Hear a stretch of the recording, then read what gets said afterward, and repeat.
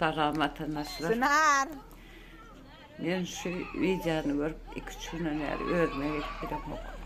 Benim bir ile. Benim çağırtılarımın karşı oturup. Gene berden, yedim berden. Ağlama lala Sınarcan. Eğer insan olsanız yüreğinizi çıtlat yaşıyor. Yüreğini paramparça etti ya şu çağır ağrıdı. Ezesine koğuştu şu çağır yani.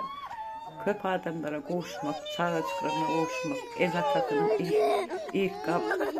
Bu çocuğunla yatmak nasip etmedik, çağıramırlar. Numara ölçebildik, köprüyelemdir.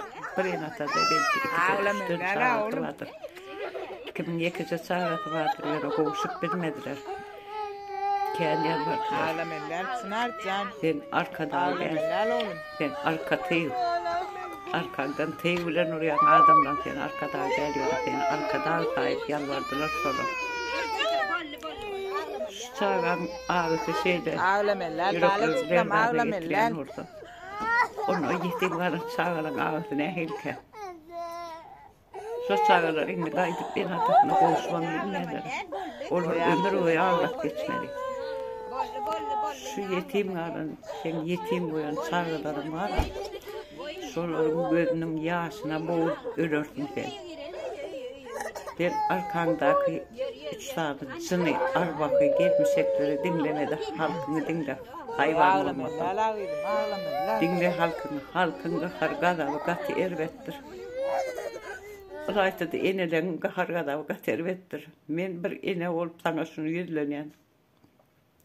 Aç yolları.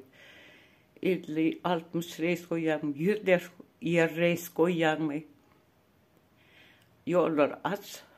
Adamlar entegam maltına çağırlarına koğuşsunlar. Elbette bu edinilen cezasının hükman çekersin. Cezasız kalmarsın. Sen neyse adam yetim koydun. Neyse çağırlar yetim koydun. En atalar armağanlı ülk gittiler. Ah çekip ülk gittiler şu tayda bilen mi? Ben şu an yekece adamın taknasını seyredip yüreğim paramparça oldu.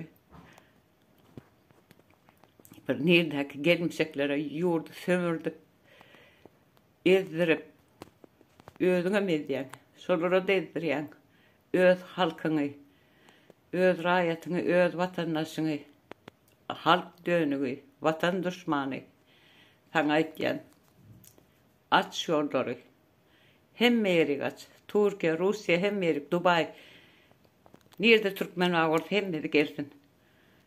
En atalar çağlarına koğuşsun, vatanına, yurduna koğuşsun. Yeterini, ölüm gerek gel bir de berde, yat yurtlarda.